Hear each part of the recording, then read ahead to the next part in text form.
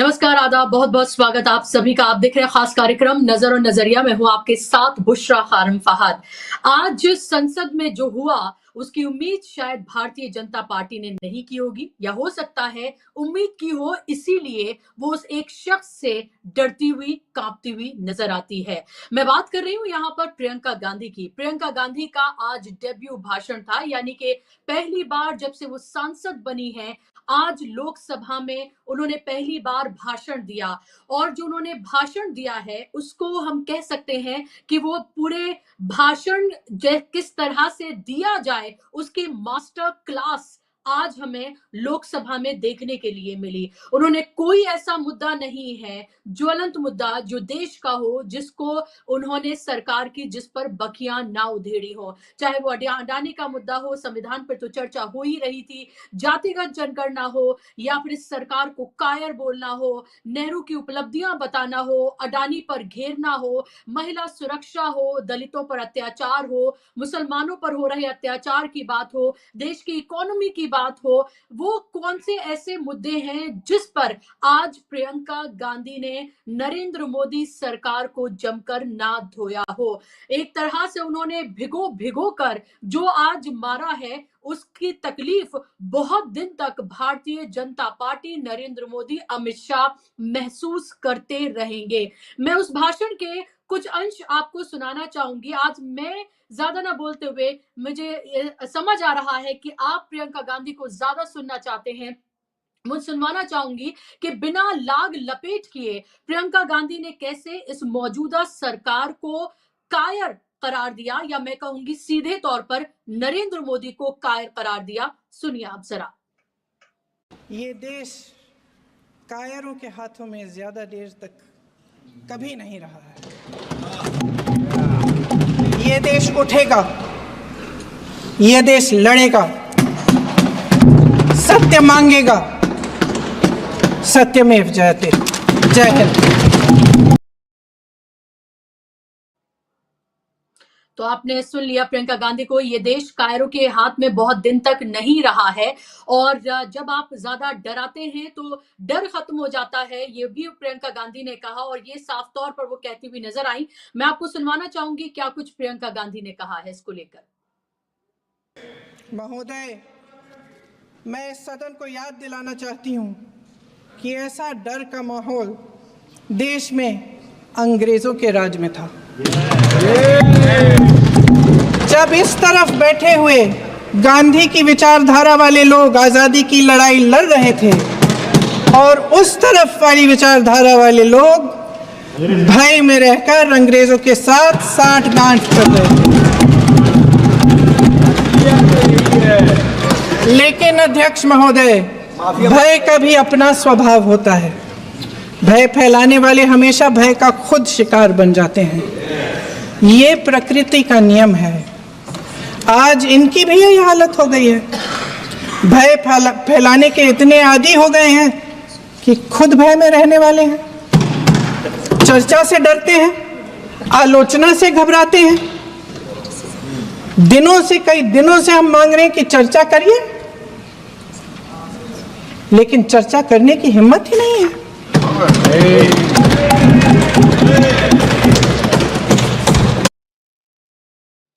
तो प्रियंका गांधी यहाँ पर डांटती हुई भी नजर आई, मुस्कुराकर व्यंग करती हुई भी नजर आई, और उन तमाम मुद्दों पर शालीनता से जिस तरह से उन्होंने घेरा है, कोई उनमें एक कह सकते हैं कि ना तो कोई बड़बोलापन था, ना ही उत्तेजना थी उनके अंदर, बल्कि शालीनता थी, सौम्यता थी। किस तरह से उन्होंने एक एक मुद्दे पर सरकार को जिस तरह से घेरा है, उन्हें जवाब देना मुश्किल हो जाएगा। और हम ये कह सकते हैं कि विपक्ष को एक ऐसा वक्ता मिला है जिसका इंतजार एक लंबे वक्त से किया जा रहा था।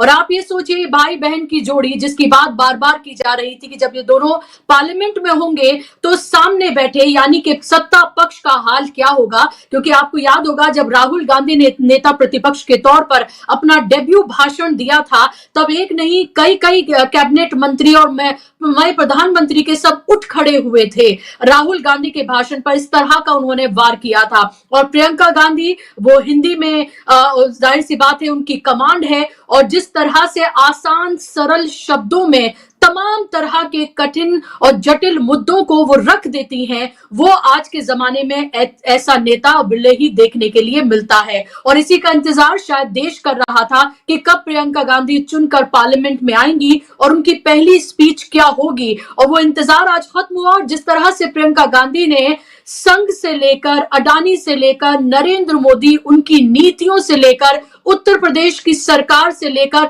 हर मुद्दे पर सरकार को जिस तरह से घेरा है।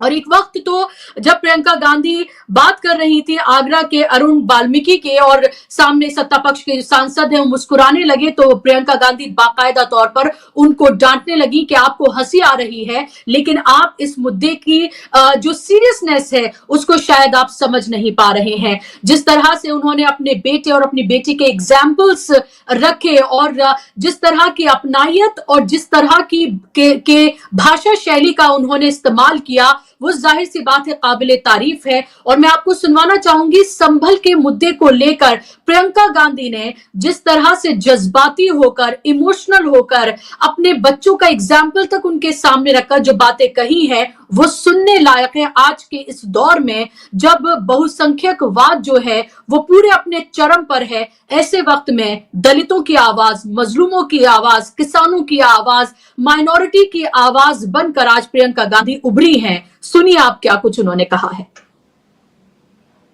संभल के कुछ लोग आए थे हमसे मिलने, जो मृतकों के परिवार के सदस्य थे। उसमें 2 बच्चे थे, अदनान और उजैर। आप सुनिए। उसमें 2 बच्चे थे, अदनान और उजैर। एक बच्चा मेरे बच्चे की उम्र का है, दूसरा उससे छोटा 17 साल का है। दर्जी के बेटे थे।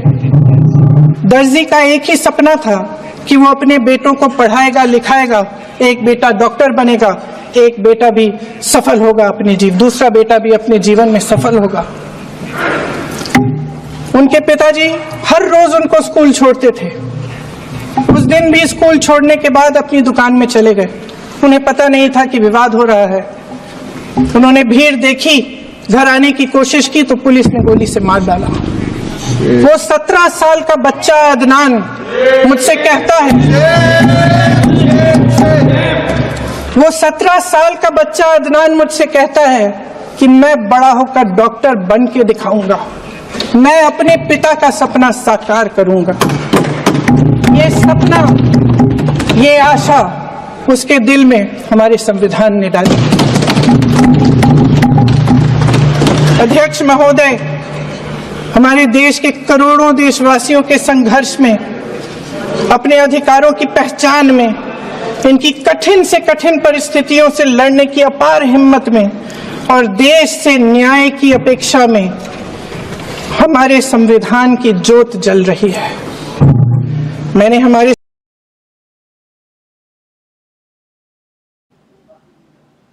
तो आपने प्रियंका गांधी को यहां पर सुना, और जिस तरह से जज्बाती होकर उन्होंने संभल के उन मजलूमों की कहानी आपके सामने रखी और बताया कि कैसे उनका बेटे ने कहा कि वो डॉक्टर बनना चाहते हैं, और यहां पर संघ पर भी हमला करते हुए यहां पर नजर आई। उन्होंने कहा कि भारत का संविधान है, ये संघ का विधान नहीं है, ये उन्होंने कहा। तो कोई भी एक ऐसी चीज नहीं है जो प्रियंका गांधी ने छोड़ी हो। और संविधान पर चर्चा वो एक ऐसा मुद्दा है जिस मुद्दे ने भारतीय जनता पार्टी जो 400 पार की बात कर रही थी उसे 240 पर सिमटा दिया, और बैसाखियों पर टिकी हुई ये सरकार है। जाहिर सी बात है कि वो मैनेज करके हरियाणा, महाराष्ट्र का चुनाव जरूर जीत गए हो, और उसका भी जिक्र यहां पर प्रियंका गांधी ने कहा, और कहा कि ईवीएम से क्यों, जब आप आप बैलेट पेपर से चुनाव क्यों नहीं करा लेते हैं? बैलेट पेपर से चुनाव कराइए और दूध का दूध पानी का पानी हो जाएगा। नेहरू का जिक्र करते हुए कहा कि आप हर चीज के लिए नेहरू को जिम्मेदार ठहराते हैं।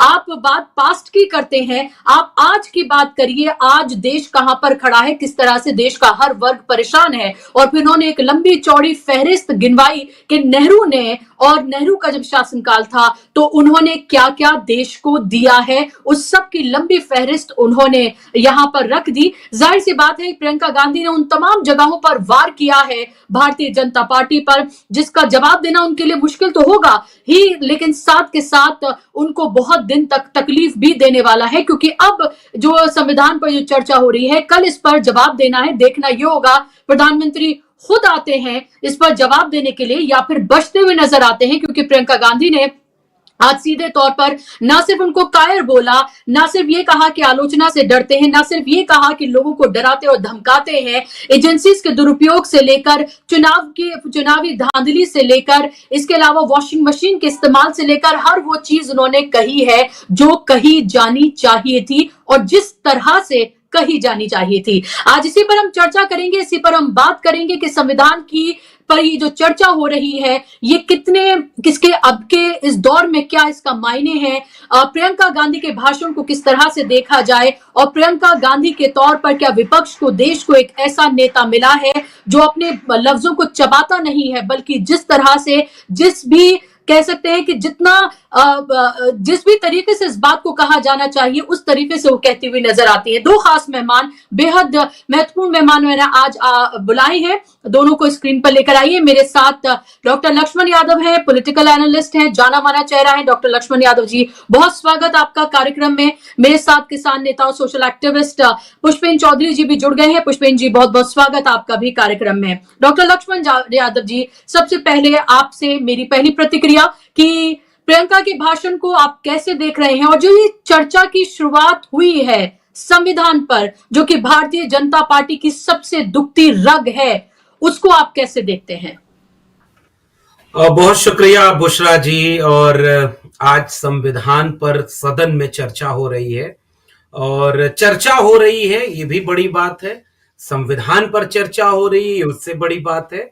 और आज जिस संविधान को इस देश में लागू हुए 75 साल पूरे हो गए, मुझे लग रहा है कि आज और कल का दिन भारतीय लोकतंत्र के लिहाज से पूरे देश को बहुत नजर गड़ा के रखने का दिन है कि 75 साल बाद ये देश कहां पहुंचा, देश के सबसे बड़े लोकतांत्रिक संस्थान में कौन लोग क्या बोल रहे हैं। इससे तय होगा कि देश की राजनीति कहां खड़ी है।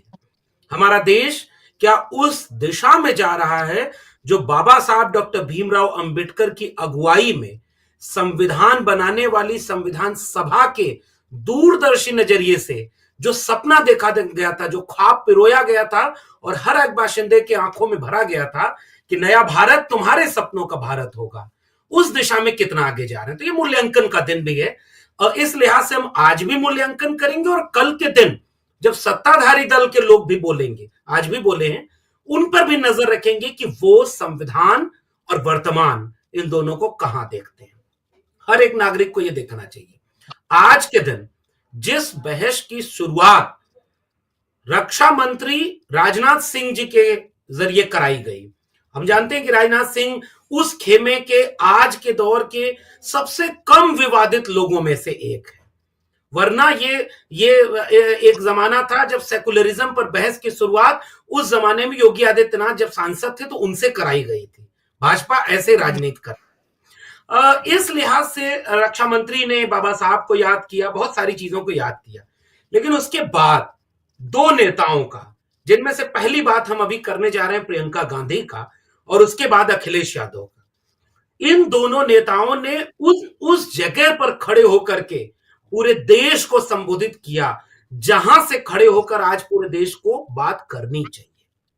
सवाल प्रियंका गांधी का अगर कहें तो विपक्ष की तरफ से जो सवाल उठाए जाने चाहिए थे, जिस मंशा से भारत का संविधान बनाया गया था, उस मंशा से इन्होंने उस बात को उठाया।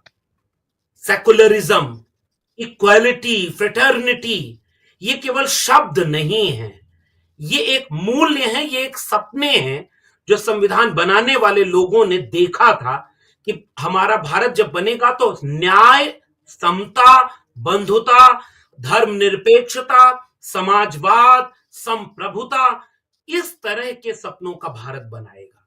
प्रियंका गांधी जी ने इस पृष्ठभूमि पर खड़े होकर बहुत शानदार तरीके से अपनी बात कही। उन्होंने ये याद दिलाया कि संविधान बना किस जमीन पर और किन मूल्यों के आधार पर, और आज हम कहां खड़े हैं। आपने जब अभी इंट्रो में वो सारे दृश्य दिखाए, आज अगर संविधान बनाने वाले भी होंगे, आज अगर बाबा साहब अंबेडकर होंगे, तो वो ये देख करके दुखी होंगे कि मस्जिद के नीचे से मंदिर खोजने वाला भारत 75 साल के संविधान वाला भारत बना हुआ है। आज वो देख करके दुखी होंगे कि चुनाव में वोट डालने का अधिकार, देश का लोकतांत्रिक अधिकार दिया गया, पुलिस बंदूक तान के खड़ी हो जाती है, वोट हिफाजत वोट की भी नहीं हो पाती है। आज विपक्ष के नेताओं ने यह बात सदन के सामने रखी। महिला सुरक्षा, गरीबी, भुखमरी, बेकारी, और उस पृष्ठभूमि पर संविधान का सपना कितना पूरा हुआ। प्रियंका गांधी जी ने जब संभल का सवाल उठाया, उन बच्चों का सवाल उठाया, एक दलित परिवार के व्यक्ति का सवाल उठाया, जाति जनगणना का सवाल उठाया, ये नया भारत है। ये वो सवाल है जिस पर देश का भविष्य टिका हुआ है। मैं बार बार, हम जैसे लोग तो कई वर्षों से इन सवालों पर बोलते रहे सड़कों पर। हमारे साथी पुष्पेंद्र चौधरी जी हैं, बड़े किसान नेता हैं, बड़े समाजवादी विचारक हैं, चिंतक हैं। ऐसे कितने लोग इस देश की सड़कों पर खड़े होकर जो बोलते थे, मुझे खुशी है कि आज वो आवाजें सदन में गूंज रही हैं। ये देखकर किसी को भी खुशी होगी कि किसानों की चिंता सदन में है, नौजवानों की चिंता सदन में सुनाई दी। प्रियंका गांधी ने जब राजा का किस्सा सुनाया कि पहले राजा भेष बदल कर जाते थे, जनता दुख दर्द में है कि नहीं है पहचानते थे, फिर जनता के लिए काम करते थे। जिस कवि तुलसीदास को ये लोग अपना प्रिय मानते हैं, उन्होंने लिखा कि जासु राज प्रिय प्रजा दुखारी, सो नृप अवश्य नरक अधिकारी। ये राम का नाम पर राजनीति करते हैं। राम का सबसे बड़ा उपासक तुलसीदास लिखता है कि जिस राजा के राज में प्रजा दुखी हो, वो राजा नरक का अधिकारी बनता है। और राजा आज का कहां है? संसद के भीतर संविधान पर बहस चल रही है और राजा वहां नहीं है। अब इसी बात को अखिलेश यादव जी ने कहा कि प्रधान ही गायब हैं, और आज हम लोग संविधान पर बात कर रहे हैं। और इसलिए मैं इन दोनों लोगों के भाषणों, प्रियंका गांधी जी को बधाई देना चाहता हूं। आज उनका डेब्यू भाषण जिस गंभीरता, जिस वैचारिकता और जिस तेवर का होना चाहिए, वो तेवर के साथ वो बोली है। और उस बात को उनके ठीक तुरंत बाद अखिलेश यादव जी ने और पुख्ता किया और दमदारी से यह बात कही कि न मेरा है न तेरा है, ये हिंदुस्तान सबका है। अगर न समझी गई ये बात तो नुकसान सबका है। ये यहां पर मिल गई नदियां मगर महासागर बनाने में, मगर एहसान सबका है। ये है देश का कल्चर, बराबरी, समता, न्याय। इन दोनों नेताओं ने पूछा कि देश में गरीबों और अमीरों के बीच खाई बढ़ती जा रही है। 80 करोड़ 82 करोड़ लोग 5 किलो अनाज पर मोहताज है और चंद उद्योगपतियों को पूरा देश बेच रहे हैं आप। ये खाई बढ़ती जा रही है। जाति जनगणना के सवाल पर दोनों ने, और अखिलेश यादव ने तो यहां तक कहा कि हमारी सरकार जब बनेगी तो हम जाति जनगणना कराएंगे। प्रियंका गांधी ने जाति जनगणना की बात की, प्रियंका गांधी ने सेकुलरिज्म की बात की, अखिलेश यादव ने यह बात कही कि आप वोट डालने का अधिकार भी सुरक्षित नहीं कर पा रहे हैं, महिलाओं को न्याय नहीं मिल पा रहा है, युवाओं का पेपर लीक हो रहा है और आपको केवल खुदाई की पड़ी है कि यहां खोद दो वहां खोद दो। ये मुझे लग रहा है कि संवैधानिक मूल्यों के लिहाज से बुशरा जी आज की एक ऐतिहासिक दस्तावेज की तरह है। और 75 साल के संविधान में हमने कितना सफर तय किया, मूल्यांकन की तरह है। और मैं बधाई देना चाहता हूं कि विपक्ष ने मूल्यांकन की तैयारी की थी। जी शुक्रिया। जी, बिल्कुल। और वो आज देखने के लिए भी मिली और चर्चा ज़ाहिर सी बात है उन तमाम नेताओं की जानी चाहिए जिन्होंने हिम्मत में कहूँगी क्योंकि आज के इस दौर में जहाँ पर एक तरह से बहुसंख्यकवाद की पूरी राजनीति हो रही है, उसमें आप हर मज़लूम की अगर बात करते हुए नज़र आएँ, विचारों की अगर पूरी तरीके से क्लैरिटी आपको नज़र आए, उसमें किसी तरह का इफ एंड बट ना हो, उसमें किसी तरह का लाग लपेट ना हो, बल्कि जैसा कहा जाना चाहिए बिल्कुल उसी तरीके से कहा जाए, तो बधाई के पात्र हैं वो नेता कि वो बिना डरे उन तमाम बातों को वो कह रहे हैं और उस तरह से कह रहे हैं जिस तरीके से कहा जाना चाहिए। और उसमें प्रियंका गांधी और मैंने अखिलेश यादव को भी सुना और अखिलेश यादव ने जिस तरह से जो उत्तर प्रदेश में उपचुनाव के दौरान जो कुछ हुआ उसका जिक्र, संभल का जिक्र और जिस तरीके से हर मस्जिद के नीचे मंदिर खोजने की जो एक होड़ चली है उस सब का जिक्र उन्होंने बहुत क्लैरिटी से किया और वो बधाई के पात्र हैं। मेरा सवाल आपसे पुष्पिन जी, प्रियंका गांधी जब ये कहती हैं कि देखिए जातिगत जनगणना को लेकर कितने सीरियस हैं हमारे प्रधानमंत्री कि जब उसकी चर्चा, उसकी बात हो रही थी तो वो कह रहे थे कि आपकी भैंस खोलकर ले जाएंगे और मंगलसूत्र आपका छीन लेंगे, तो इन्होंने इस तरह की बात की, यानी कि सीधा वार किया है प्रियंका गांधी ने। और बहुत चुभने वाली हैं उनकी बातें, बहुत दिन तक चुभने वाली हैं क्योंकि एक तरफ तो आप प्लेटफॉर्म ही नहीं दे रहे थे विपक्ष को कि वो अपनी कोई बात कह सकें। आज जब विपक्ष को प्लेटफॉर्म मिला और खासतौर पर प्रियंका गांधी जब बोली तो ऐसा बोली कि पूरी तरीके से धोकर रख दिया उन्होंने शालीनता से भी अपनी बात को रखा, वो डांटती हुई भी नजर आई, वो व्यंग करती हुई नजर आई, उन्होंने विचारों की क्लैरिटी भी रखी और उन्होंने मुद्दों पर तो पूरी तरीके से बीजेपी को बैकफुट पर लाकर खड़ा कर दिया। आप कैसे देखते हैं इस बहस को, कितना जरूरी भी मानते हैं? देखिए बुशरा जी, सबसे बड़ी बात यह है कि आज की तारीख में जब हम 75 जो है वी साल शुरू हो रही है संविधान लागू हुए और ये चर्चा कर रहे हैं कि भाई संविधान के अनुसार जो मैंडेट है सारे देश का या सरकारों का कि सरकारें संविधान के अनुसार चलनी चाहिए, ये इसी संविधान का प्रयोग करके सत्ता में आ गए जो भाजपा वाले हैं या संघी ताकतें हैं। लेकिन वास्तविकता ये है कि संविधान का हम चाहे अब कितना ही ढोल पीट लें, यहां संविधान के अनुसार कुछ नहीं चल रहा है। इनका अपना खुद का संविधान है जिसके अनुसार सारी चीजें चल रही हैं और वो आपके माध्यम से आपके दर्शकों तक 2 लाइन पढ़ करके मैं अवश्य बताऊंगा कि वास्तव में ये कौन से संविधान की बात करते हैं और कौन सा संविधान ये लागू करना चाहते हैं।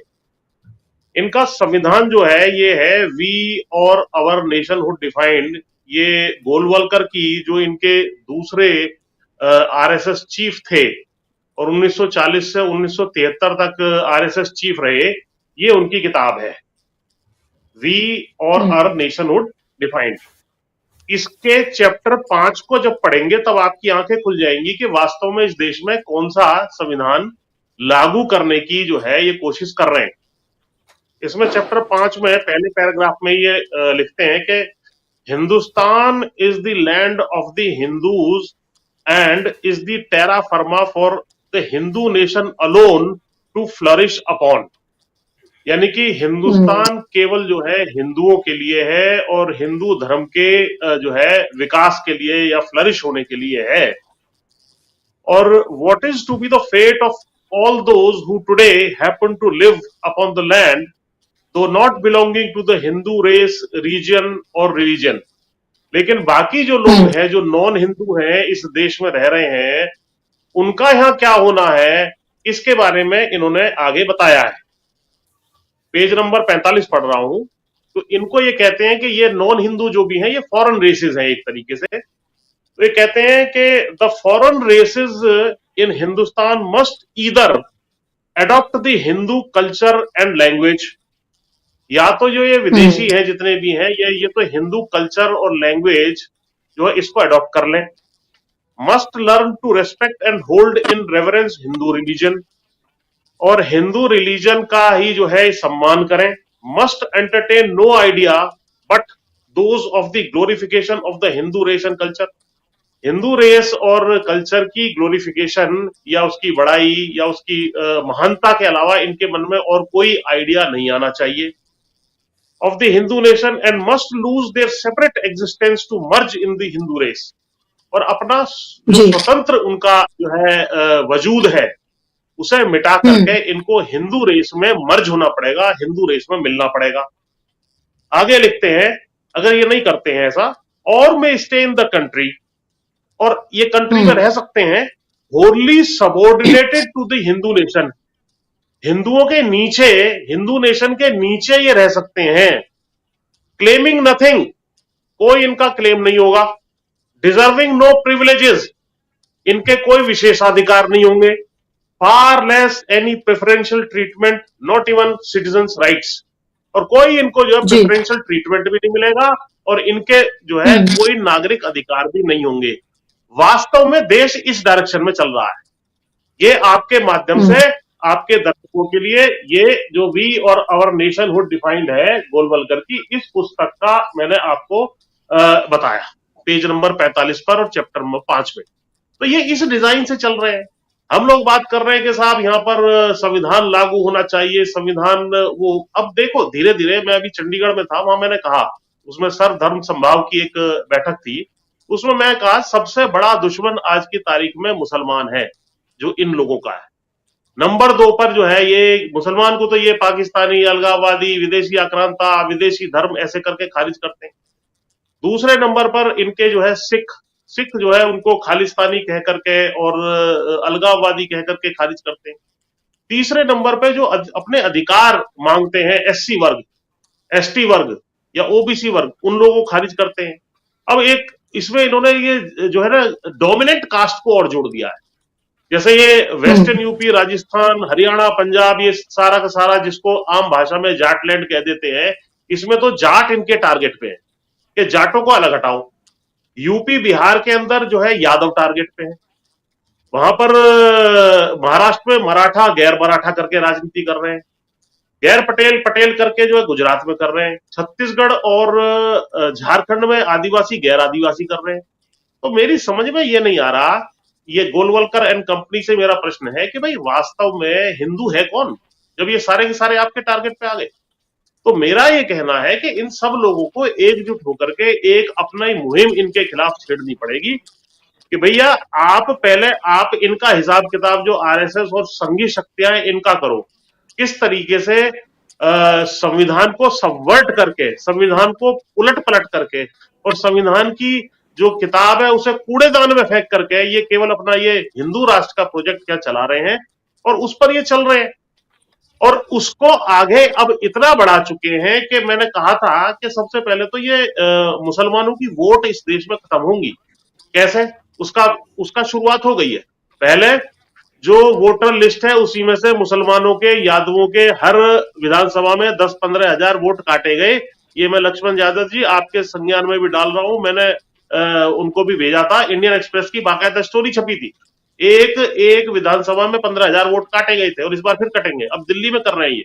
तो जो भी इनके खिलाफ वोट देने वाला होता है उसके वोट काटना, इस तरीके से करते हैं। दूसरा, जो अभी उपचुनाव में यूपी में देखा गया कि जो मुस्लिम इलाके हैं या विरोधियों के इलाके हैं वहां शक्ति दिखाना, उनकी ज्यादा जांच करना, उनसे कहना कि भाई आप जो है अपना नकाब हटा करके या वो हटा करके दिखाइए कौन है, पहचान पत्र, उस तरह की जो हरकतें हो रही हैं वो असल में वोट को का अधिकार समाप्त करने का जो है एक तरीके से पहला चैप्टर है कि भाई हम आपकी वोट ही नहीं उसके अंदर डालने देंगे। तो ये लोकतंत्र को समाप्त करने की बात है। और धीरे धीरे हिंदू राष्ट्र की तरफ ये बढ़ रहे हैं। 1925 में ये संस्था आरएसएस बनी थी और अब 2025 में इनका 100 साल पूरा होने वाला है। मुझे तो कहीं ऐसा लग रहा है कि कहीं किसी भी दिन ये ऐसा घोषित ना कर दे कि हमने अब हिंदू राष्ट्र घोषित कर दिया है साहब, अब आपको जो करना है वो कर लो। और जैसे अभी 1 नेशन 1 इलेक्शन का ये फार्मूला लिया है, भाई 1 नेशन 1 इलेक्शन का सीधा सीधा फार्मूला है कि 5 साल तक मुझे कोई पूछने ना आए। उपचुनाव जो या राज्यों के जो चुनाव होते हैं उसके माध्यम से सरकार की कम से कम जिम्मेदारी बनती है, सरकार से पूछा जाता है, कहीं ये हार जाते हैं जीत जाते हैं तो उसके अनुसार देश का नैरेटिव सेट होता है। तो 5 साल तक मुझे नियुक्त करने के बाद मेरे से कोई कुछ नहीं पूछेगा। अरे भैया तुम 5 साल, तुम नौकर हो 5 साल के लिए, तुम मालिक नहीं हो। तुम्हें गाड़ी वैसे चलानी पड़ेगी जैसे हमने तुम्हें बताया है, जो संविधान बताता है। ये चाहते हैं हम अपने हिसाब से गाड़ी चलाएं, 5 साल तक हमें कोई पूछने वाला ना हो, इसलिए ये लाए हैं। और स्थानीय या क्षेत्रीय जो पार्टियां हैं उनको समाप्त करने की इनकी मंशा है। किसी को कोई अधिकार नहीं देना चाहते, चंद सवर्णों के हाथ में सारी सत्ता को सौंपना चाहते हैं। उसमें हिंदुत्व की चादर सबके ऊपर उड़ा करके, चाहे वो एससी वर्ग हो, ओबीसी वर्ग हो, उनके अधिकारों का जो है ये हनन करना चाहते हैं। आरक्षण तो इनको बिल्कुल फूटी आंख नहीं सुहारा, जैसे वोट खत्म करना चाहते हैं मुसलमानों के, वैसे ही आरक्षण वाला जो मामला है, आरक्षण को डायरेक्ट खत्म नहीं कर सकते तो कोई लेटरल एंट्री से खत्म कर दो, या उनके पद ही जो है एडवर्टाइज मत करो, या पदों को कॉन्ट्रैक्ट में डाल दो, और कॉन्ट्रैक्ट पे या लेटरल एंट्री पे या एडहॉक पे जैसा भी है, उसके क्या भुगत भोगी दुष्परिणाम होंगे, उसके उदाहरण हमारे सामने भाई लक्ष्मण जी बैठे हुए हैं। 14-15 साल तक प्रोफेसर के रूप में यहाँ दिल्ली यूनिवर्सिटी पढ़ाते रहे, बेहतरीन प्रोफेसर्स में इनकी गिनती होती रही, छात्रों का और बाकी लोगों का फीडबैक इनके फेवर में था, लेकिन 2 मिनट में कान पकड़ के इनको बाहर कर दिया और अब ये सिस्टम से बाहर हो गए। तो ऐसी ऐसी चीजें, और सारे के सारे संघी विचारधारा के लोग, चाहे वो क्वालिफाइड हो या ना हो, उनको यूनिवर्सिटीज में घुसा दिया जा रहा है, उनको तरह तरह के कॉन्ट्रैक्ट दे दिए जा रहे हैं, सारा व्यापार, सारी व्यवस्था, सारा राजनीतिक, आर्थिक, सामाजिक, सब पे ऊपर जो है संघी और संघी ताकतों का बहुत तेजी से कब्जा हो रहा है।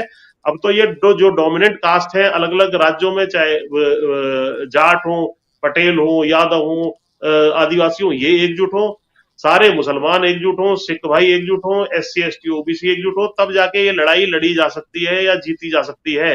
अभी हमारे अपने अंदर भी बहुत ज्यादा बटे हुए हैं।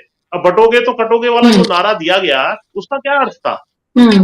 ये तो गली मोहल्लों में छिछोरे नेता इस तरह के नारे दिया करते थे, और वो भी थोड़ा शर्मा के देते थे कि कहीं तुम्हें कोई मुसलमान देख तो नहीं रहा है, सुन तो नहीं रहा है, तुम्हारी बेइज्जती हो जाएगी।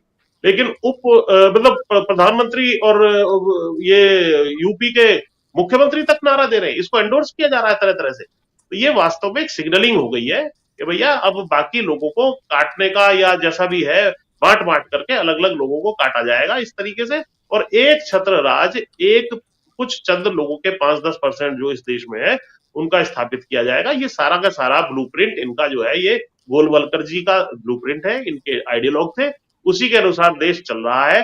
अब संविधान को बचाने की यदि हम केवल बातें करते रहेंगे, सड़कों पे नहीं उतरेंगे, आंदोलन नहीं करेंगे, तो वास्तव में ये जो है संविधान को बदलेंगे, आरक्षण भी खत्म होगा। अब अग्निवीर जैसी योजना है, यहाँ पर मुझे अफसोस है कि ये अहिरवाल में जो यादव भाई बसते हैं, इनकी आंखें नहीं खुली, इन्होंने सारी वोट दे दी उनको, जबकि ये सारे देश में यादवों को पीट रहे हैं, लेकिन उनकी आंखें नहीं खुली। और सबसे ज्यादा अहिरवाल से भर्ती होते थे, अब 4 साल की नौकरी में कुछ भर्ती होने नहीं जा रहा। कैसे जाटों के खिलाफ तरह तरह के जो, या किसानों के आरक्षण खत्म किया पहले, महिला पहलवानों को कैसे कुचला गया, किसानों को कैसे कुचला गया, आज भी किसान वहां बैठे हुए। तो ये सारी चीजें जो हो रही है संविधान के विरोध में हो रही है, और इनका डिजाइन सारा सारा गोलवलकर का डिजाइन है, जिसको रोकने की अब आवश्यकता है, समय आ गया है, सारे देश को इसमें जाग के एकजुट होकर के काम करने की आवश्यकता है। जी बिल्कुल, बहुत महत्वपूर्ण बातें आपने कही, लगभग तमाम बातें आपने अपने इस जवाब में यहाँ पर रख दी कि आज और कितनी ज्यादा जरूरत महसूस हो रही है संविधान पर न सिर्फ चर्चा की, बल्कि संविधान जो हमें मिला है उसे माथे पे लगाने की जरूरत नहीं है, बल्कि जो उसमें लिखा है उसको किस तरीके से देश भर में, या वो तमाम चीजें जो उससे चलती है उस पर अप्लाई करने की जरूरत है। धीरे धीरे करके वो शायद अब किताब रह गई है, बाकी उसके अंदर की तमाम चीजों को किस तरह से खत्म किया जा रहा है उसका जिक्र यहाँ पर अभी पुष्पेन जी करते हुए नजर आ रहे हैं। लेकिन फिर सवाल ये उठता है डॉक्टर लक्ष्मण यादव जी की, ऐसे वक्त में जब विपक्ष ये मांग कर रहा हो कि आप अडानी पर, संभल के मुद्दे पर, मणिपुर पर, इन सब पर आप बात करें, प्रधानमंत्री क्या करते हुए नजर आते हैं? प्रधानमंत्री संसद में बैठकर एक प्रोपेगेंडा फिल्म देखते हुए नजर आते हैं। फिर वो बॉलीवुड में राज कपूर साहब के 100 बर्थडे पे, वो इतना महत्वपूर्ण वो मुद्दा था जहां देश त्राही त्राही कर रहा है, उनके परिवार वालों से मोदी मोदी करवा रहे थे और तालियां बजवा रहे थे अपने लिए। और फिर उसके बाद जिस दिन संविधान को लेकर बहस हो रही है, बात हो रही है 75 साल पूरे होने पर, तो प्रधानमंत्री जी हमारे कुंभ में हैं और वहां पर आनंद ले रहे हैं, वहां पर पूजा अर्चना कर रहे हैं। तो प्रधानमंत्री की प्रायोरिटी तो बिल्कुल साफ तौर पर हमें नजर आ रही है। क्या ऐसे वक्त में आपको लगता है कि जो वाजिब सवाल प्रियंका गांधी ने उठाए, जो सवाल अखिलेश यादव ने उठाए या विपक्ष के और नेता उठाएंगे या वो उठा रहे हैं, उसका जवाब वाकई में हमें कल देखने को मिलेगा। क्या वाकई में प्रधानमंत्री इस सब का जवाब देंगे या फिर वो उसी तरीके से अपने नौटंकी भरे अंदाज में जो वो बातें करते हुए नजर आते हैं, उपहास करते हुए, मजाक उड़ाते हुए, माखौल उड़ाते हुए जो नजर आते हैं, वही सब हमें करते हुए वो नजर आएंगे। पिछले 10-11 वर्षों के बाद भी हम अगर प्रधानमंत्री जी से कोई उम्मीद करते हैं तो हम लोग वाकई दिलेर लोग हैं। हम उम्मीद बहुत ज्यादा रखते हैं क्योंकि प्रधानमंत्री जी ऐसी उम्मीद की छवि बना नहीं पाए पिछले 10-11 वर्षों में। कल क्या होगा? कल जब प्रधानमंत्री बोलेंगे तो कोई गंभीर बात नहीं होगी। दो तरह की बातें होंगी जहां तक मेरा अनुभव कहता है। पहला हिस्सा उनके भाषण का यह होगा कि संविधान कितना अच्छा है, संविधान बनाने वाले कितने महान लोग थे। उनके लिए हो सकता है आंसू न बहा दें, मतलब उनको याद करके प्रधानमंत्री जी इतने भावुक होंगे, इतनी उसकी तारीफ के कसीदे पढ़ेंगे कि जैसे लगेगा कि वो भी जो कुछ है वो संविधान की वजह से है। और दूसरा हिस्सा उनके भाषण का केवल उपहास करना, मजाक उड़ाना, व्यंग करने का होगा। विपक्ष के सवालों का, विपक्ष के मुद्दों का, उस पूरी गंभीर बहस का केवल माखौल उड़ाएंगे प्रधानमंत्री जी। और ऐसी टिप्पणी जरूर करेंगे, मुझे पूरा यकीन है उनकी प्रतिभा पर, मुझे पूरा भरोसा है कि जिस टिप्पणी को आप कहेंगे कि ये पिछली बार से भी और ज्यादा गिरे हुई है, वो विपक्ष के किसी सांसद पे हो सकती है, वो विपक्ष की राजनीति पर हो सकती है, वो तुष्टीकरण पर हो सकती है। वो याद करेंगे जरूर इमरजेंसी को, वो याद करेंगे जरूर कि संविधान को बदलने के लिए किस कांग्रेस ने क्या क्या किया, वो याद करेंगे जरूर कि समाजवादी पार्टी को कैसे नीचा दिखा सके। और सवालों पर जवाब नहीं देंगे, मुद्दों पर अपनी राय नहीं रखेंगे, वो व्यक्तियों और घटनाओं पर अपनी राय रखते हुए एक चुनावी भाषण की तरह अपना भाषण देंगे ताकि पूरा 2 दिन अगला वाहवाही में उनका बीते, टेलीविजन चैनल पर बहस हो। वो उतनी तैयारी करके आएंगे, वो अपनी कामयाबी भी गिनाएंगे कि 370 हटाने के बाद जम्मू कश्मीर में संविधान हमने लागू किया, बाबा साहब अम्बेडकर के अधूरे काम को पूरा करने के लिए अवतार लिया है नरेंद्र मोदी जी ने, वो ये साबित करेंगे। वो आरएसएस को वो करेंगे, लेकिन और दूसरी तरफ वो केवल माखौल उड़ाएंगे। अब थोड़ा सा एक हिस्सा इसका जोड़ लेते हैं। अभी चूंकि पुष्पेन जी ने बहुत गंभीर बात से वो चीज जोड़ी है, तो मैं थोड़ा उसको जोड़ करके वर्तमान से संवाद करना चाहता हूं। हम बात कर रहे हैं संविधान पर, हम बात कर रहे हैं कि विपक्ष के नेताओं की इस बात के लिए तो जितनी तारीफ चाहिए, क्योंकि विपक्ष भी जिम्मेदारी का काम है। अगर जनता ने नरेंद्र मोदी और उनके एनडीए को जिस भी रूप में सत्ता सौंपी, हालांकि प्रियंका गांधी जब बोल रही थी तो एक लाइन उन्होंने बोला कि इतना ही अगर अपने ताकत और अपने उड़ान का यकीन है तो एक बार बैलेट पेपर से चुनाव करके आर पार का फाइनल कर लीजिए। यानी वो चीज सब लोग समझते हैं। अभी वोटर लिस्ट से नाम काटने की बात बिल्कुल सही बात है। संविधान का सबसे बुनियादी कोई अधिकार मिला है तो वो एक वोट एक व्यक्ति, और एक व्यक्ति एक वोट और एक कीमत। जब वोट की हिफाजत अगर कोई समाज नहीं कर पाएगा तो क्या वो समाज कभी हुक्मरान बन पाएगा, या हुक्मरान जो होंगे वो समाज के लिए काम करेंगे? आपका वोटर लिस्ट से नाम काटा जाएगा, आपके फर्जी वोटर वोट डालेंगे, और जो वास्तविक वोटर होंगे उनके सामने पुलिस बंदूक लेके खड़ी हो जाएगी।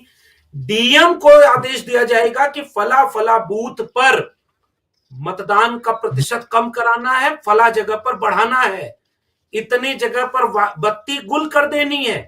फर्रुखाबाद उत्तर प्रदेश का लोकसभा चुनाव की काउंटिंग और बिजली 2 घंटे जाएगी, लाठीचार्ज होगा, और 2000 वोट से जो कैंडिडेट आगे होगा 2500 वोट से वो हारा हुआ घोषित कर दिया जाएगा। 2020 में बिहार में हुआ, जीते हुए प्रत्याशियों की सर्टिफिकेट वापस हुई और हराया गया और सरकार बन गई, मात्र 12000 वोट कम थे। 2022 में उत्तर प्रदेश में हुआ, समाजवादी पार्टी ने जब आरोप लगाया तो चुनाव आयोग ने कहा कि सबूत दीजिए। समाजवादी पार्टी ने 18000 एफिडेविट दिए कि किसका आपने वोट काट दिया जबकि वो व्यक्ति जिंदा है। चुनाव आयोग ने उसके बाद कुछ भी नहीं किया। अभी महाराष्ट्र में यह आरोप लगा, वीवीपैट का मैच हो गया तो इतनी वाहवाही कि देखो वीवीपैट तो मैच कर गया। तो क्या वाकई महाराष्ट्र में चुनाव और वोट एकदम निष्पक्ष और तटस्थ हुए? और दिल्ली में क्या हो रहा है? दिल्ली में अरविंद केजरीवाल खुलेआम ये सबूत दे रहे हैं कि देखो भाई, हर विधानसभा में इतने वोटर काटने का काम कौन करवा रहा है। जब संविधान का दिया हुआ सबसे बुनियादी अधिकार छीन लिया जाए और जनता इसकी हिफाजत न कर पाए, तो विपक्ष आज उसका मुद्दा उठा रहा है। क्यों ऐसा कर रहे हैं? क्योंकि वो चाहते हैं कि संविधान उनके सामने बाधा है। कौन लोग हैं जो संविधान बदलने की बात करते हैं? अखिलेश यादव ने जब अपना भाषण खत्म किया और ये कहते हुए कि न मेरा है न तेरा है, ये हिंदुस्तान सबका है, उन्होंने एक बात कही कि सद्बुद्धि मिले उन्हें जो संविधान बदलने की बात करते हैं कि अब वो कम से कम संविधान बदलने की बात न करें। लेकिन क्या वो संविधान बदलने की बात कोई नई बात है? 26 नवंबर 1949 को संविधान अंगीकृत और आत्मार्पित और अधिनियमित हुआ था। 30 नवंबर 1949 को ऑर्गेनाइजर में लेख लिखा गया कि इसमें विदेशी तत्व हैं, संविधान में भारतीयता की कोई पहचान नहीं है, इसमें मनुस्मृति से तो कुछ लिया ही नहीं गया है। पहला विरोध संविधान का कहां हुआ? ऑर्गेनाइजर आरएसएस का मुखपत्र है। 1983 में किसने सम्मेलन किया कि ये भारत का संविधान नहीं ठीक है, इसको बदलना चाहिए। 1993 में फिर से अधिवेशन हुआ। उस समय के आरएसएस के प्रमुख ने भी सहमति जताई कि भारत के संविधान में कुछ चीजें तो मनुस्मृति से होनी चाहिए, भारतीयता की परंपरा इसमें नहीं है। ये वो परंपरा है जो भारत के संविधान को दिल से स्वीकार नहीं कर पाई, जिसके दिल में मनुस्मृति है। और बुशरा जी, 25 दिसंबर आ रहा है, बाबा साहब अंबेडकर ने आज से लगभग 100 साल पहले उस मनुस्मृति को जलाया था। वो एक क्रांतिकारी दिन था जिसने महिलाओं को गुलाम बनाया, शूद्रों को गुलाम बनाया, अमानवीय व्यवहार किए और विशेषाधिकार दिया। आरएसएस आज भी उसी आरएसएस मनुस्मृति के संविधान को मानता है। और बंच ऑफ थॉट का जिक्र भी पुष्पेन जी ने किया। वो गोलवलकर, वो होडगवार, वो सारे लोग उसी को मानते हैं। तो आरएसएस का एजेंडा है कि ये देश हिंदू राष्ट्र बन जाए, इसलिए कुछ बाबाओं को काम पर लगा दिया है। पहले कथावाचक बनाकर टेलीविजन तक पहुंचाया कि चमत्कार दिखाओ और पूरे देश को अंधविश्वास और पाखंड में फैला दो। फिर उसके बाद उनको यात्रा में निकाल दो, जागो हिंदू, जागो जागो, और उसके बाद हिंदू राष्ट्र बनाओ। क्या ये संविधान सम्मत है? क्या प्रधानमंत्री नरेंद्र मोदी और गृह मंत्री जवाब देंगे कि ये हिंदू राष्ट्र की बात करना संविधान सम्मत है? जितने लोगों ने 2024 के चुनाव में कहा कि हिंदू राष्ट्र के लिए संविधान बदलने के लिए वोट चाहिए, एक के खिलाफ भी भाजपा ने कोई अनुशासनात्मक कार्रवाई की? इसका मतलब ये है कि आरएसएस और बीजेपी के दिल में डर है, केवल संविधान का स्वीकार नहीं है।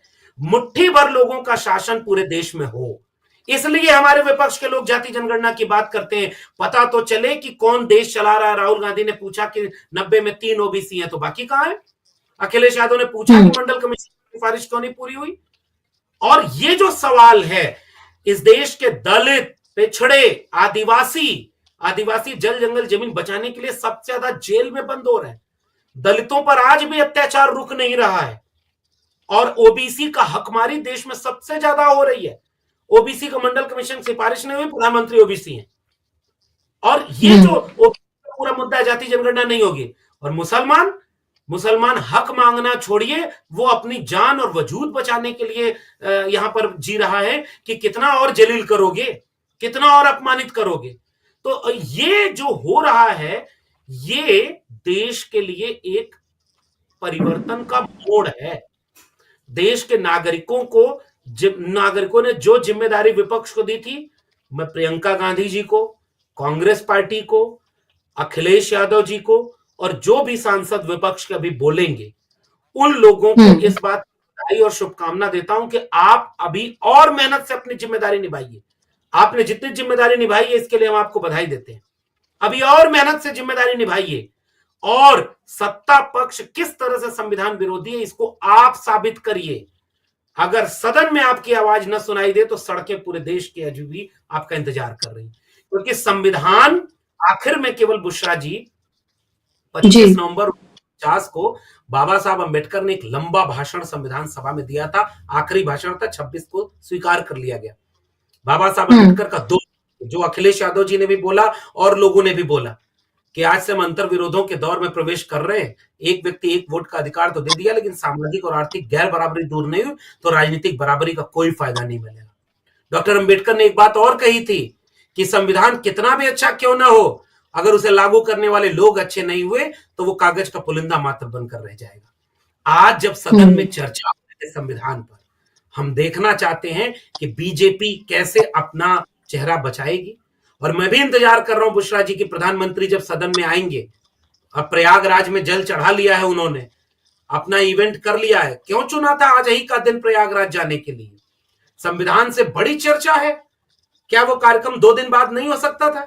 ये मैसेज है बुशरा जी कि विपक्ष को नहीं सुनेंगे हम, तुम्हें बोलने नहीं देंगे, तुम्हारी आवाज दबाएंगे, तुम बोलोगे तो हंसेंगे तुम पर, उपेक्षित करेंगे, और कल जब आकर के भाषण देंगे तो केवल देखिएगा उपहास उड़ाएंगे, विलन साबित करेंगे, विपक्ष को खलनायक साबित करेंगे, देश विरोधी भी साबित करेंगे और पूरी राजनीति को धता। और जितने सवाल पूछे गए हैं उनका जवाब कभी वो नहीं देते, कि जैसे अगर प्रधानमंत्री बोले तो जवाब दे दें कि भाई किसानों की आय दुगनी 22 में नहीं हुई तो चलो 28 में हो जाएगी, स्वीकार कर लीजिए। रोजगार नहीं मिल रहा है अगर, तो हम संविधान में रोजगार दे देंगे। 80 करोड़ लोगों को, 82 करोड़ लोगों को 5 किलो अनाज देना पड़ रहा है, अगले 3 साल बाद हम उस संख्या को 40 करोड़ कर देंगे, हम विकास करेंगे उनका। हम बोलेंगे कि जाति जनगणना 2025 में कराने जा रहे हैं, बोल दीजिए, एक एक करके और जवाब दे दीजिए। आप कह दीजिए कि आप गंगा में खड़े होकर अपने प्रिय बिके हुए पत्रकारों को इंटरव्यू देते हुए कहते हैं कि मैं कभी हिंदू मुसलमान नहीं करता, जिस दिन हिंदू मुसलमान कर दूं उस दिन मैं राजनीति से संन्यास लेना चाहता हूं। कल हो सकता है प्रधानमंत्री जब बोले तो कहें कि यह संविधान सेकुलर है, तो सेकुलर है तो देश का कोई धर्म नहीं हो सकता। संविधान को मान करके जिम्मेदारी जिन पदों पर है उन पदों पर कोई धर्म नहीं हो सकता। कैसे बोलेंगे? राज्यसभा का सभापति चेयर पर बैठ करके कहता है कि मुझे गर्व है कि मैं आरएसएस का कार्यकर्ता रहा हूं, तो जो आरएसएस का कार्यकर्ता नहीं रहा वो देश में न रहे। इस देश को हिंदू राष्ट्र का सबसे बड़ा खतरा है, इस देश के संविधान पर हिंदू राष्ट्रवादियों का हमला हुआ है, जिससे इस देश के संविधान को बचाना है। आज हम और आपके इस डिबेट के जरिए हम इस बात को जनता तक ले जाना चाहते हैं कि आप अपने नेताओं पर नजर रखो, आप अपने नेताओं का एक एक भाषण सुनना, क्या बोलेंगे अमित शाह, क्या बोलेंगे अभी और लोग जो बोलेंगे, और प्रधानमंत्री क्या बोलेंगे, एक एक वाक्य और एक एक शब्द सुनिएगा और तब फैसला लीजिए कि कौन आपका और आपके बच्चों के भविष्य का हितैषी है, कौन देश का हितैषी है और कौन कहां खड़ा है। जी शुक्रिया।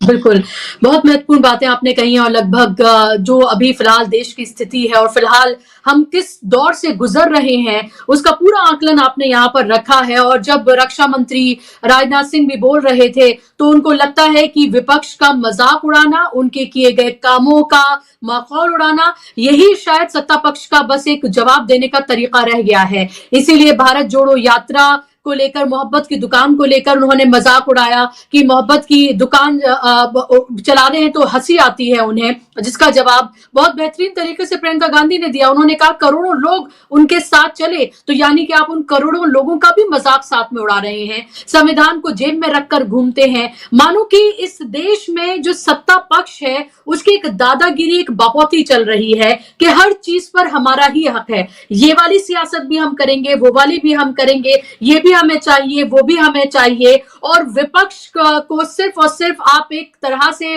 टोकन बनाकर, या सिर्फ वो है, उसकी मौजूदगी है, सिर्फ इतने भर तक आप छोड़ दें उसको। क्या अब आपको लगता है पुष्पेन जी, ईडी, सीबीआई, आईटी जो है बहुत जल्द रॉबर्ट वाड्रा के घर फिर से पहुंच सकती है प्रियंका गांधी के इस भाषण के बाद? क्योंकि यही तो हम इस देश में देखते आ रहे हैं कि एजेंसीज का डर सताया जाए, डराया जाए, लोगों को, नेताओं को डराया जाए, पार्टियों को तोड़ा जाए, यही सब तो हम देखते आ रहे हैं। और इसीलिए संविधान का जो सवाल है वो बहुत बड़ा और महत्वपूर्ण हो गया है। और ये भी कि आज भी लोग इस मसले को बहुत गंभीरता से न सिर्फ लेते हैं, सुनते हैं, मानते हैं। इसीलिए 400 पार की बात करने वालों को कोई लेवल प्लेइंग फील्ड न होने के बावजूद 240 पर समेट देते हैं।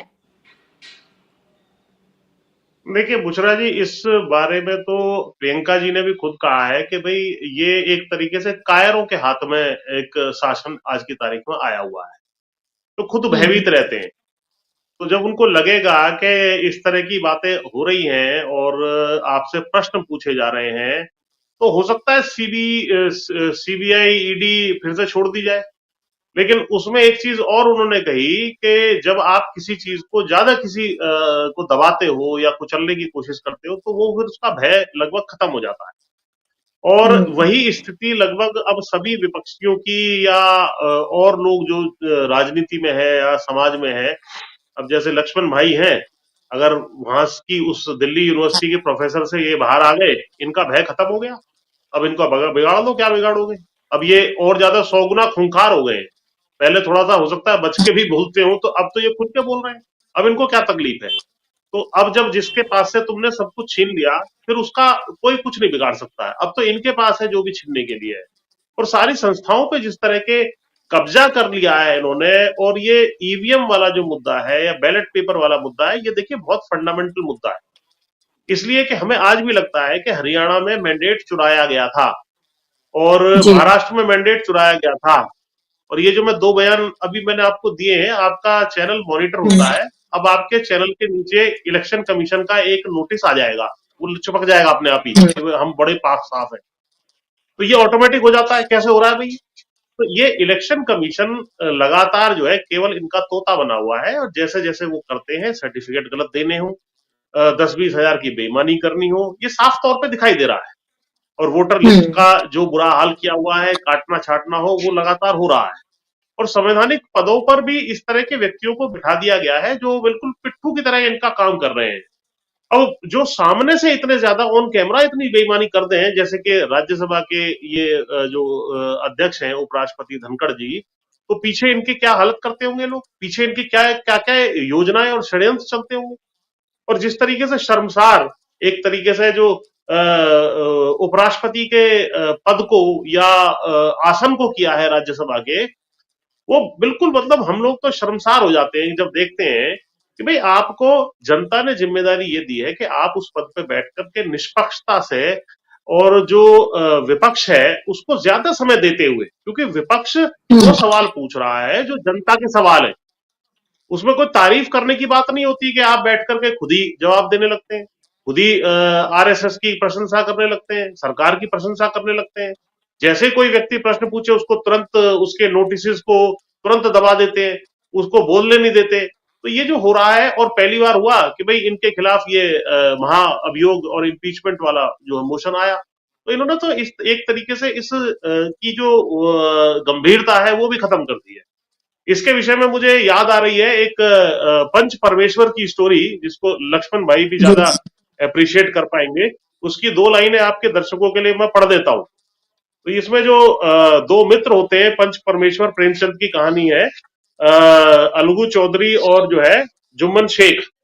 तो जुम्मन शेख को जब पंच बनाया जाता है, तो पंच का यानी कि जो आसन पे बैठ गया उसका क्या कंडक्ट होना चाहिए, उसके बारे में 4 लाइनें आपके दर्शकों तक जानी बहुत जरूरी है। तो जुम्मन शेख के मन में भी पंच का उच्च स्थान ग्रहण करते ही अपनी जिम्मेदारी का भाव पैदा हुआ। उसने सोचा, मैं इस वक्त न्याय और धर्म के सर्वोच्च आसन पर बैठा हूं। मेरे मुंह से इस समय जो कुछ भी निकलेगा वह देववाणी के सदृश है, और देववाणी में मेरे मनोविकारों का कदापि समावेश ना होना चाहिए। मुझे सत्य से जौ भर भी टलना उचित नहीं। यानी कि जो आसन पर बैठा है उस व्यक्ति को सच्चाई से, सत्य से जौ भर, जो आपके दर्शक नहीं जानते, छोटा सा दाना होता है, इतना भी सच्चाई से दूर नहीं हटना है। आपके विषय में कोई प्रेजुडिस थे, कोई सोच थी, विचार थी, उसको छोड़ दो। आज अगर आपको आसन पर बैठा दिया गया है तो आपको निष्पक्षता से अपना काम करना है। ये तो जो है ये हमारी ट्रेडिशनल विजडम है, पंचायती जो सिस्टम है उसका विजडम है। लेकिन इन्होंने सब चीजों को जो है धूल में मिला दिया है और लोकतंत्र का बहुत बुरा हाल कर दिया है। लेकिन मैं एक सुझाव भी विपक्ष के नेताओं को देना चाहता हूं कि शायद 89 या 90 में एक बार हो भी चुका है कि विपक्ष ने सारा इस्तीफा दे दिया था। ये फर्जी चुनाव हुए, ये 2024 का जो लोकसभा चुनाव है ये वास्तव में हार चुके थे। महाराष्ट्र ये हार चुके थे, ये वाला जो चुनाव है आपका हरियाणा ये हार चुके थे। धड़ल्ले से बेईमानी हो रही है। सारे विपक्ष को इस्तीफा देने की हिम्मत दिखानी पड़ेगी और सारे देश को सड़कों पे उतरना पड़ेगा। इसके अलावा लोकतंत्र को बचाने का कोई तरीका नहीं है। 5 साल तक इस सरकार को झेलना यानी कि लोकतंत्र को पेटी पैक करके और समुद्र में फेंकने के बराबर होगा संविधान को। ये मैं अच्छी तरह बता रहा हूं। इस चीज पर गंभीरता से सोच के विचार करके और जो है सड़कों पे उतरना, या लोकसभा राज्यसभा तमाम पदों से सबको इस्तीफा दे देना चाहिए, सारी बेंच खाली कर दो, फ्रेश चुनाव हो इस देश में और निष्पक्षता से चुनाव हो। सुप्रीम कोर्ट की निगरानी में अलग से या किसी और तरीके से जो ऐसा निष्पक्ष सिस्टम बने। सुप्रीम कोर्ट ने तो कहा था कि इस इलेक्शन कमीशन ऐसे ऐसे अपॉइंट होगा, मैं भी उसके अंदर शामिल होऊंगा, सीजीआई जो है, लेकिन उन्होंने उस बात को नहीं माना, अपने लोग बिठा दिए वो जाकर के। तो ये सारी चीजें बहुत गड़बड़ हो रही हैं और बड़ा कदम उठाने की कुछ आवश्यकता है, वरना ये जो है सारे लोकतंत्र को धीरे धीरे खत्म कर देंगे। जी बिल्कुल, ये विपक्ष को सोचने की जरूरत है। उनको भी पता है कि उनके लिए अस्तित्व की लड़ाई है, डू एंड डाई की लड़ाई है, और उन पार्टियों के लिए तो है ही, लेकिन इस देश के लिए भी कितना गंभीर मामला, कितने गंभीर सवाल उठ खड़े हुए हैं, ये भी देखने की जरूरत है। बहुत बहुत शुक्रिया पुष्पेन जी, आपका कार्यक्रम का हिस्सा बनने के लिए, समय देने के लिए धन्यवाद डॉक्टर लक्ष्मण यादव का भी कार्यक्रम का हिस्सा बनने के लिए, और शुक्रिया आप तमाम दर्शकों का भी इस कार्यक्रम का हिस्सा बनने के लिए। आज के इस कार्यक्रम में बस इतना ही। शाम को 7 बजे रोज की तरह जुड़िए राजीव जी के साथ न्यूज पॉइंट में, और हमारे तमाम जो कार्यक्रम है, जो स्पेशल रिपोर्ट्स है, उनको ज्यादा से ज्यादा शेयर करिए। मुझे दीजिए इजाजत, नमस्कार।